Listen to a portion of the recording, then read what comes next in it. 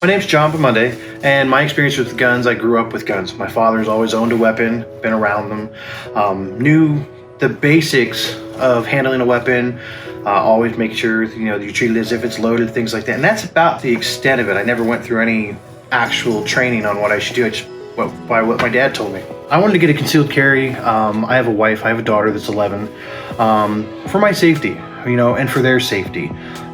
There's so many things going on out in the world. Nothing actually bad has happened to me, but I've heard the stories from friends and things like that. My parents had their front door kicked in a couple of years ago, and my father and mom and sister were all in the back of the house.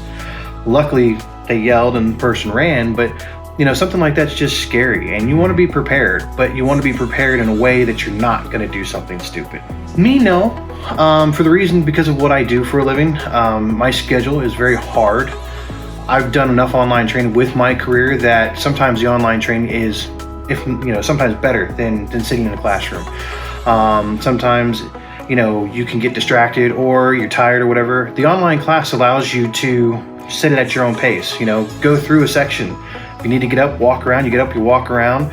If you get sidetracked by the phone, you hit pause, you go back to it. In a live class, you don't have that opportunity to say, let me pause you, I'll come back, and then you got to start over.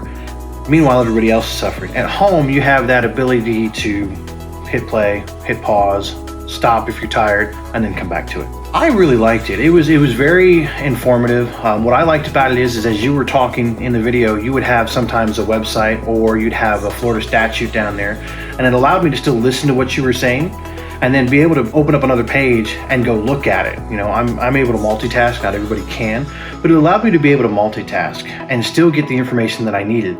And it also allowed me to say, hey, wait a minute, I understood what you said, but I don't understand it all. Hit pause, look it up, look at it, then go back and re-listen to what you said, because I had that ability to go back, listen to it again, and then connect the dots. I liked it. I mean, for me, I've got some weapons experience, the live fire experience. To me, it was good. It was to the point. You know how to handle a firearm. And with you knowing what you're doing, if I had any questions, I know I could ask at any point in time, hey, I have a question about this, can you answer it? If you're in a live atmosphere and you don't understand something the first time you hear it, a lot of people are very leery to raise their hand and say, can you repeat that? Mm-hmm. This gives you that ability to stop it, go back and listen to it again. And one, you're not interrupting anybody else that might have gotten it the first time.